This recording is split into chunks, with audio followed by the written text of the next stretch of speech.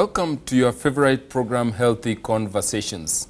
I am your host for this program, and my name is Pastor Philip Guy. In this program, we discuss nothing but health. You know, health is so important to us because they say health is wealth.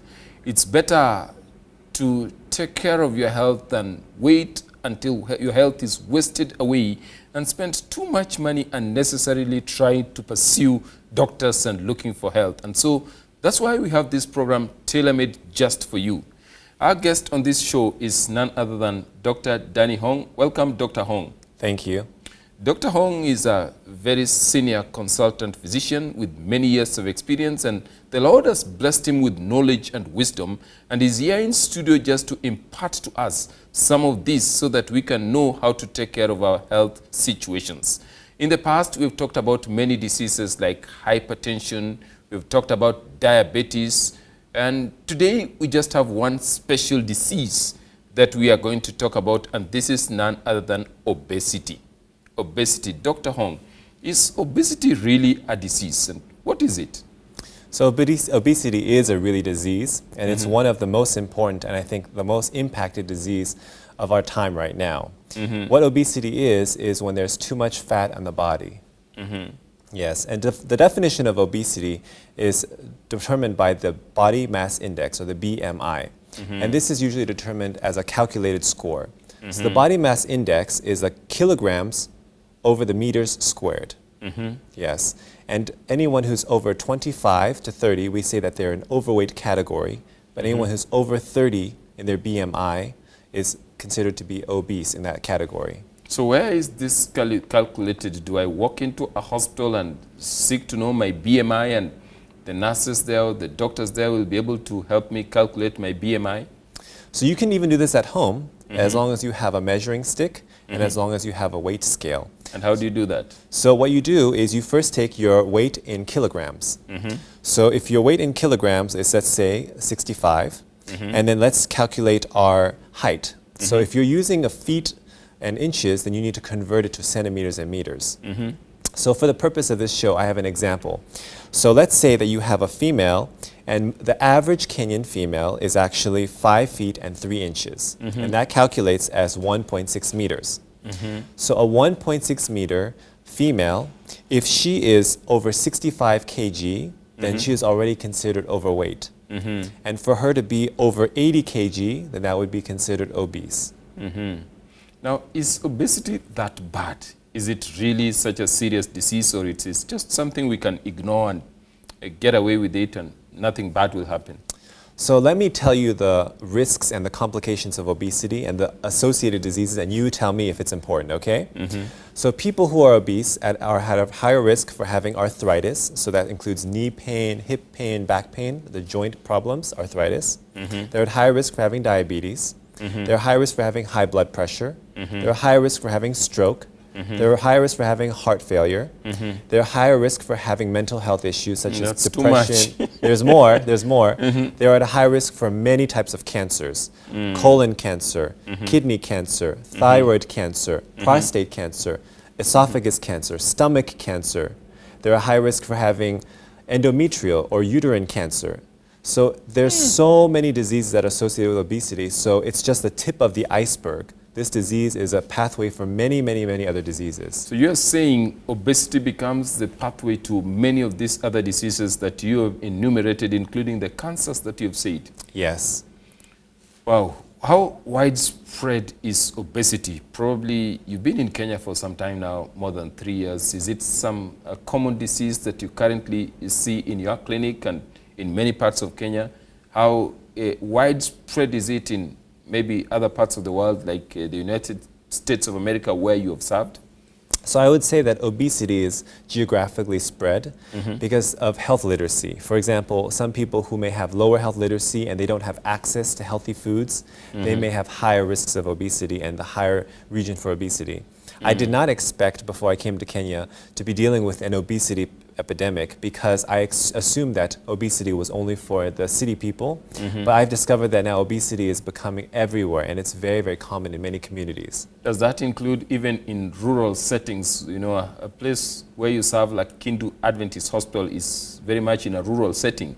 Would you say that obesity is even prevalent in rural settings of Kenya? Very much so. They're already having these exact same complications that we're saying because of their obesity.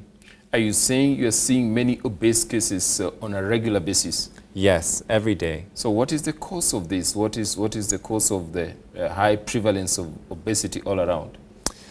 So some people, I think they believe that they were born with this body. For example, I tell my patients, I say, you really need to reduce the weight because it's causing a lot of destruction on your body. And they say, Daktari, I cannot because I was born like this. And I joke with them. I usually say, wow, your mom probably had a very difficult time pushing you out if you were so big. Yes. But in reality, you know, they were not born like this. This accumulated over time. I don't know of any, scientifically, I don't know of any baby that was born as 80 or 90 kgs. So I just tell them, I say, at one point, you were small. At one point, you were thin. Definitely. Yes, so we can get back to that point. So obesity, why it occurs, it's usually an issue of energy production and also food consumption. So when the food consumption exceeds that of expenditure of energy, then you start to gain weight.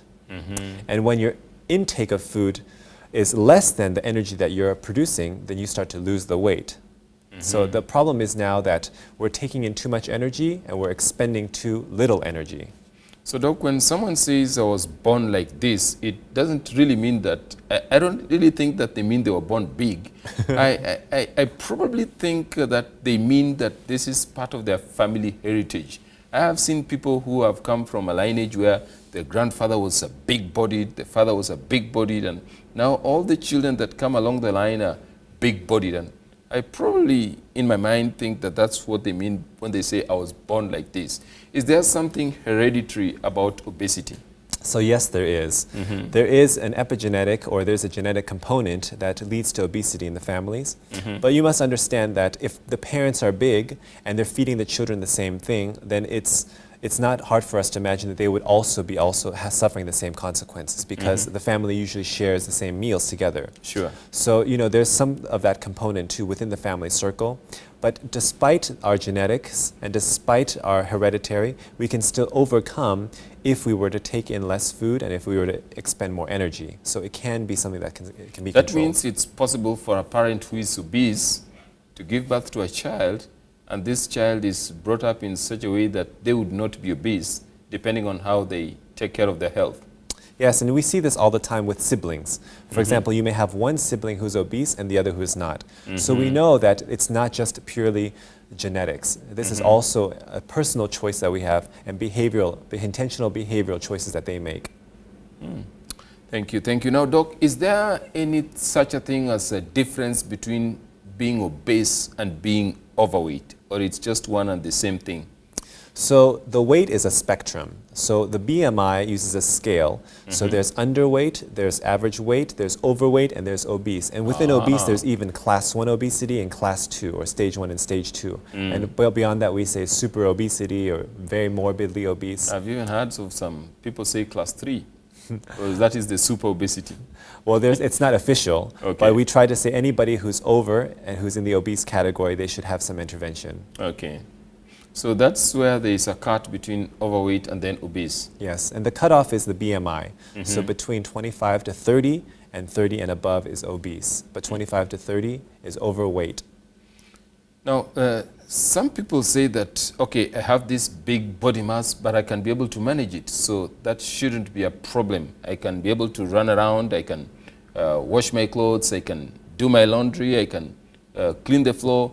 What's wrong if my body mass is huge, but I'm managing myself and I'm not having difficulties tying my shoelaces and all these other things? So I tell my patients, and I give them an analogy of a rubber band. As you're aware, the rubber band is flexible and stretchy. And just like our weight, it stretches and accumulates over time. But at one point, that rubber band is going to snap. So the rubber band can accommodate and it can come down and it's still functional, but at one point it will snap. So the same thing with our health. We may say, you know, I'm fine today, I'm fine tomorrow, but at one point, you just don't know when, you're not going to be able to run around, you're not going to be able to tie your shoes. At that one point, you'll be paralyzed in bed or you'll have these complications. So we really don't know when is our tipping point of that rubber band, and we don't know when in our life that will happen. but we want to make sure we don't push the limits so far. And so is the case with obesity. It might not be a problem today, but it will certainly be a problem at some point in time, probably tomorrow. Yeah, guaranteed it's going to be a future problem. So tell us, Doc, one of our key features in this discussion is causes of obesity. What exactly causes obesity? So I would say that the main cause of obesity is people are overtaking how much they should be eating. So it's leading an intemperate lifestyle. Temperance is something I think that's foreign to many people, and it's a term that was used a long time ago. So the word temperance means to be intemperate, to be temperate. And temperate means to abstain completely from that which is bad for the body, but only moderately intake that which is good. So a lot of people assume that if something is good for me, I must take a lot of it. Like they say, this thing is good, so you intake a lot. But there's nothing, even no matter how good it is, we should take in a lot of. Even things such as work-related. It's good to study, but can you imagine studying 22 hours a day and then sleeping 2 hours a day? So we must be temperate in all things, and that includes most importantly and specifically the food that we're intaking. Talking about people consuming too much food, I've had people who are actually big-bodied, and when you talk about consuming too much food, they actually deny. They say that I'm on one meal a day. I actually consume only this much food. Is it really true that it's about the consumption of the food? So, you know, when I was leading in the alcoholic clinic, I would have patients tell me, Doc, I only drink 1 cup of beer a day. But do you know how big that size of that cup was? It was this big of a cup. So I think that they may say that I only eat small, but you know, small is a very relative way of saying. For their small, it may be like a huge mound of ugali that's small because it's still smaller than, you know, maybe than a whole tree. Yes. So I think small and little is relative. So what I would counsel them is I give them very specific instructions. I say, when you're taking your ugali, make sure you do not surpass 1 fistful as a serving. And as you can see, the fistful, depending on people's size, is different, but I say no more than a fistful. And you know, people recommend that they should intake most of their food from vegetables and fruits, and very few of it from other sources. So if they can combine a lot of fruits and vegetables, and they eat a lot of fiber, they won't have a lot of space for other foods. But there are various techniques and various ways that they can cut down on eating the different foods. If you talk about taking a fist size of ugali for a Luo man who has to go out there and dig the land and till the soil, is this size good enough for a Kisi man who has to go lumbering and cutting wood? He needs a bigger size than just a fist. What do you think? Does it depend on the type of work that you do? Yes. So of course it depends on the type of work, because why do we eat food? It's for our energy. So food is fuel for our body, and that fuel is for us to conduct our daily activities. So for somebody who's a very sedentary job, if they're working in an office and they're not needing to, you know, work in the shamba all day and all afternoon, then their requirements for their energy and fuel would be much less than somebody who is physically active. So it has to be tailored, but in general, people who are physically active and intaking less, they're not obese. The obesity problem is usually within sedentary people in the population. Sure. Now, you had earlier on talked about possibility of some people having hereditary tendencies to obesity. We have talked about food intake. What else could be another source or cause of obesity or risk factor that is related to obesity? So in addition to the amount of food that they're eating, the types of food that they're eating is very important. You know, it is possible to eat more and lose weight. How is that possible? Because the food that we're eating. For example, if you eat a very, very refined diet full of saturated fats, even a small piece of cake with a lot of calories, that is probably more harmful and gains you more weight than something with a big plate of food that has low calories. So calories is what we use to measure as a form of energy, and all the food that we eat has calories. So if you want to calculate how much weight you'll be losing or gaining, you calculate the amount of calories that's coming into the body and the amount of calories that's going out of the body in terms of energy. Yes, so it's a mathematical solution. You have a balance here and a balance here. More in, less out, and the whole thing comes down. So we just need to calculate the balances. Let me take you back a little bit. You earlier on talked about classes of obesity. There was class 1 and class 2 and probably super obese or something like that. What's the difference between these classes of obesity and what does all that mean? So it just means that that person who has a higher risk of developing more complications and diseases. So as I said, the weight is a spectrum. You know, we have, the scale goes from this 0 all the way to even 200, 300, 400, as you can see. So there's a scale of that. And that's just the way that doctors classify the risk factors in the score. The higher it is, the worse it is. The lower it is, the better it is. Now, staying on obesity, tell me about the other factors like psychological factors related to obesity. Is there some impact it has on this person who has this big body mass and walks into a shopping mall and everybody's looking at them, and does it have some psychological effect on their lifestyle? Yes. So unfortunately, obesity causes depression and anxiety in people for that same reason you mentioned. They may feel like people are staring at them, that they cannot fit in a bus, they cannot use a public transportation, they can no longer sit in a chair. Sometimes I've even had patients who sit in my office and they break the chair and they fall on the floor and they feel so humiliated. And also, you know, those patients, when they're humiliated, what do? They usually go home and they usually eat because they're so frustrated. They're eating away their problems or they're solving their problems with food. So it becomes worse. It's a very vicious cycle, yes, yes. And people who have anxiety and depression, sometimes they may seek food as a comfort, as a mechanism to cope with their problems. So they may go home and they may just eat so that they can try to get rid of their anxiety or try to eat to make themselves feel better. But you see that that's what leads them to become obese, and that will fuel that problem even more as well. Have you had situations where people are in denial? They're actually obese and they're like denying that they're not, or they feel like it's not true? Is there a situation like that, Doc? Yes, and I think it depends on who you know. If your entire community is the same shape and size and you're all obese, then you say, I'm average. You know, but if you take that person and you say, no, this is what normal healthy average should be like, then they would feel different.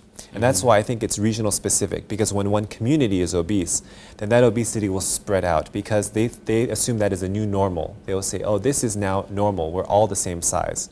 So it's really important for us to hold standards in place. So we say, you know, this is the medical standard. This is the healthy standard, despite what everyone else around you says.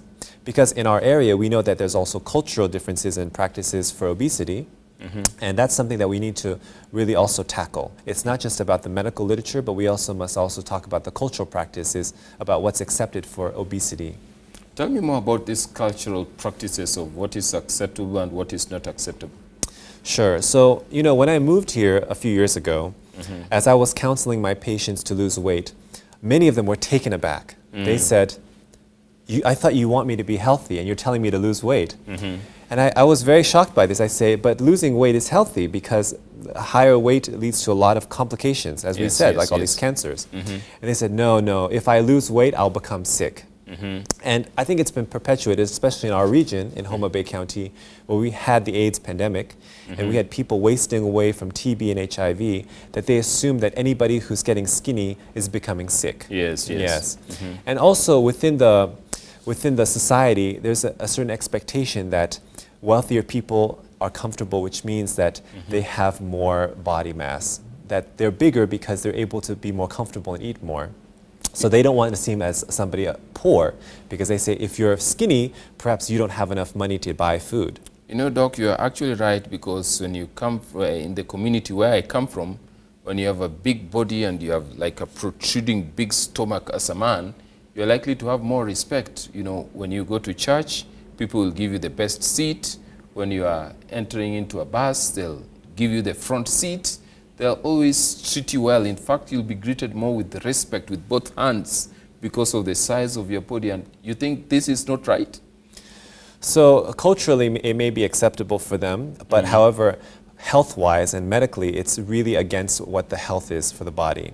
These people really don't live long and they have a lot of complications. And we know that the obesity that you're describing, the one that's just around the center, where the legs and the arms are skinny, but all the fat is accumulated around the belly, that's the worst type. Because it's not just on the outside, but that fat deposits in the liver, that fat deposits in the kidney, that fat deposits around the heart. And that fat deposits around the chest where it can even stop people from breathing. I've heard people actually struggle with a lot of breathing because of the weight, but they still think that it's more respectable even to have difficulty in breathing, and you still feel that you're honored and you can walk around with suspenders pulling your trousers and bring them to shape, and they think that's fine. I think the best way they can honor themselves in the community is by living long. And we know that people who are big don't live long. So I would tell them that I would provide some counseling and help them to realize that this is what is wrong. And we would pray that they would be able to have their eyes open to see that this is leading to health consequences. Tell me about this issue of obesity as it concerns different genders, male and female. Is there any difference? Is there a gender that is more at risk factor with obesity than the other? I'd say that now both genders are equally affected because they're both at risk on their eating habits. But the distribution of the fat is different in men and women. As you've already said, usually it's the men that holds the weight around the belly. For women, it may be more toward the hips and the thighs and those areas. So even though the distribution of the weight is different, having an overall large body mass, having an overall high weight is contributing toward disease.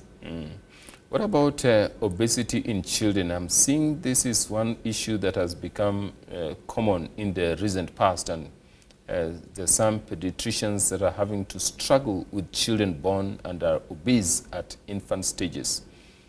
So we've seen that, and it's alarming that children are being raised within obese families. And that's also a component of health illiteracy. Parents don't know that feeding them breast milk is helpful. They may be feeding them soda, maybe feeding them sugars, maybe feeding them a lot of formula. So those processed foods really have a lot of calories. It's densely packed with calories that really accumulate in the baby and cause a lot of fatness. In addition, their teeth are also rotting away because there's being processed with all these sugary foods, so they develop cavities at an early age.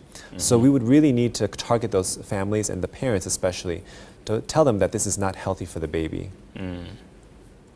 I see. So earlier on we've talked about several other diseases that are interconnected one with another. And what would be the other diseases that are interconnected with obesity, as it were? Yes. So obesity, as we mentioned before, leads to a variety of different diseases. In addition to those chronic lifestyle diseases, it also leads to a lot of different common ailments. For example, people who have peptic ulcer disease or heartburn or reflux, that's commonly associated with obesity. People who have trouble sleeping at night or trouble breathing at night, even some obstructive lung diseases and even some asthmas, they can also be associated with obesity.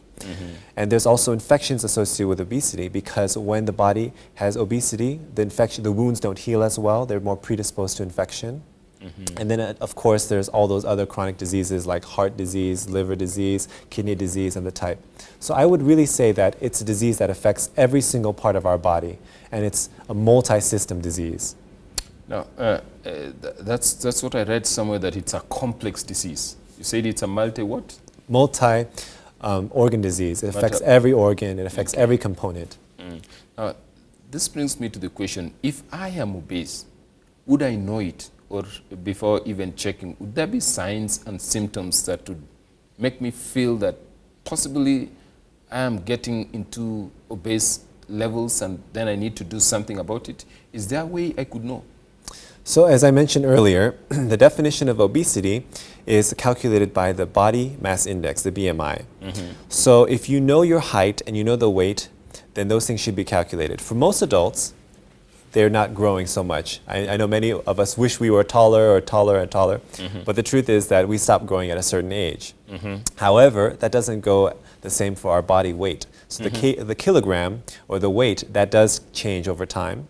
So we keep that number and we keep calculating. So the BMI changes on a week-to-week, month-to-month basis. So we have to be keen on our kg. Is it really increasing and decreasing? Because that's the variable and the factor that determines the body mass index. So in order to know, we really have to go and check our BMI, and we are able to know that we are getting into obese levels. Yes. Without that, there is probably no other way of knowing. Sometimes what's reliable is your spouse or your partner can tell you, say, I've noticed that you've been gaining some weight. Maybe you should check your weight. So because we look at other people who tell us, and then they'll give us informative about our own health status. I wish these other people would be more honest, because sometimes your spouse or maybe your colleagues would just tell you something to flatter you or to pamper you. And just as you had said, you know, some people like to associate with big body mass. And so when they see a skinny lady or a skinny man, they think that that's not right. So the people you expect to advise you correctly would then probably be the ones advising you to go gain weight, you see, so that you can be more respectable in society, you can be more honored, you can be treated with a lot of dignity. You know what I mean? Yes, but I think it is changing, because people, as they receive more education, as they become more enlightened, they realize that there are health consequences. And so when you go to places like Nairobi, when you go to places like Kisumu, you actually see that there's more emphasis on fitness, on weight loss. So I think that it will take some time to fix that change culture, but it will happen, where people are more aware that being big is not such a blessing after all. Talking about that education and what needs to be done, what do you think is really the quintessential factor that we need to do in order to bring this awareness to speed in good time? I think counseling patients and telling them about the complications that they're having. And whenever I have patients who have suffered some complications and it's a cause of obesity, I try to link them together. And I say, this is because of the way that your body is right now. And I try to make them see. For example, when the body weight is heavy, then the joints and the knees are struggling with all this weight that's pushing down on that, then the knee experiences stress and pain. Sure. So most people do understand that conceptually. And then I also give them some diagrams showing them this is what happens when your body is big and different organs are affected. So I think visually showing them and really telling them the dangers and the risks, and then that'll help open up their eyes. Leading by example is also effective. Sure. So we select some key members in the village and we say, this is your village person who is now advocating for a healthy diet, and look at his body. So when they idolize some key members and they see, oh, this is my chief who is now skinny and he's advocating for this, I should also follow his example. Oh, thank you. Thank you so much, Dr. Danny Hong. This is your favorite program, Healthy Conversations. And we've been having Dr. Danny Hong here, bringing us to speed on matters obesity as we try to obtain that optimum health. So in this first part, we've actually tackled causes of obesity, how to calculate your BMI. And in the second part next week, we'll be talking about some of the curative measures, how to prevent it, what to do, and we'll be going in depth about obesity. Thank you for staying with us here at Hope Channel. I am your host for this program, Pastor Philip Guy. Thank you so much. It's Healthy Conversations. Keep it there.